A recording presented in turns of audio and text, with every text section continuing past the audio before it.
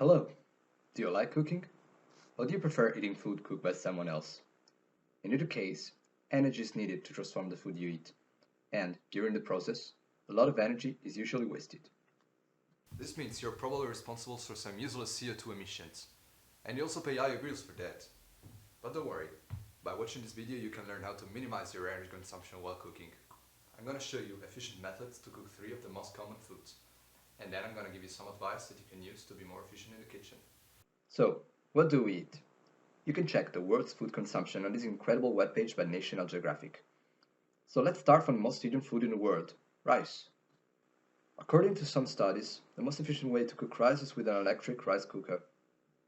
Now, even if electricity is an expensive form of energy and can have higher CO2 emission than, for example, natural gas, you may still prefer to use an electric cooker instead of a gas stove, because they are so efficient that you could save up to 60% of your energy using this method compared to others. The second best option is a pressurized pot. But since not everybody has a pressurized pot or an electric cooker, I'm gonna show you how I cook rice. Okay, so welcome to the kitchen. This method of cooking rice is very simple. Everything we need is pot, lid, and any cup to measure the amount of rice and water we put in. So first of all, we put some rice in, and for each cup of rice,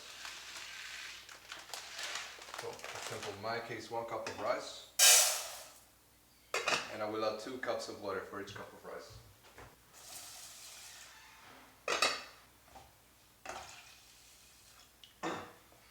Now add some salt and just a little bit of oil, sure that the rice doesn't stick to the pot.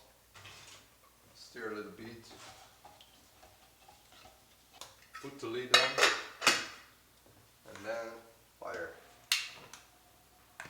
Okay, now we wait for it to boil. As you can see, the water is now boiling, so we just give it another stir, and then we can just close the pot with the lid and turn the fire off. Now, even if the fire is now off, the water temperature will not decrease very fast. In like 10 minutes probably the temperature will still be around 90 degrees, 80 degrees, so the rice will still be cooking. We can be sure that the rice is cooked when all the water has been absorbed.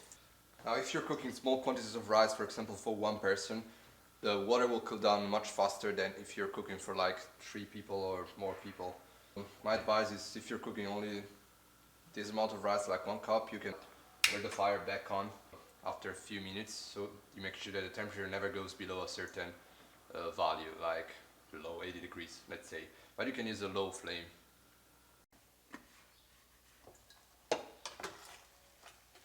Okay, looks ready to me. This method, you spend half the energy that you would spend by using high flame all the time. So, something good to do. Good. Now let's move on to the second most eaten food, which is wheat. Wheat often comes in the form of bread, but people usually don't cook bread, they buy it. So instead, we're going to talk about pasta. For pasta, the instructions are similar to rice. The problem is, pasta comes in many different shapes, so the volume of water you will need will change. Try to use as little as possible, but make sure that when the pasta expands it will still be completely submerged. With time you will learn the right amount, at least for your favorite pasta. So, put the right amount of water in a pot, boil the water, pour the pasta in, add salt, cover with the lid, and now turn the fire off. Wait the cooking time of the pasta as it is shown on the box, and now it should be ready. Potatoes. The main advice is, don't use the oven. If you boil them, use as little water as possible.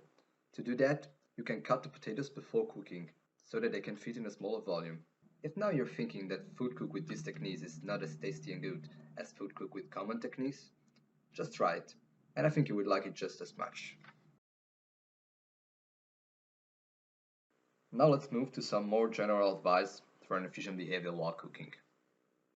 As we said, use little water, use lids, try to avoid the oven, only use it for big meals. The microwave instead is better for small meals.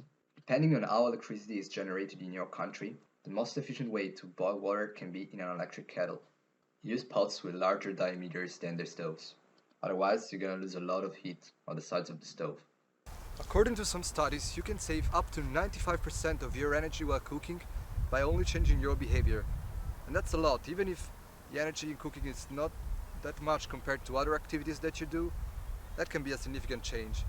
It is very difficult to estimate the amount of CO2 emissions and cost reduction that you can achieve, because it really depends on where you live and what's your current behavior.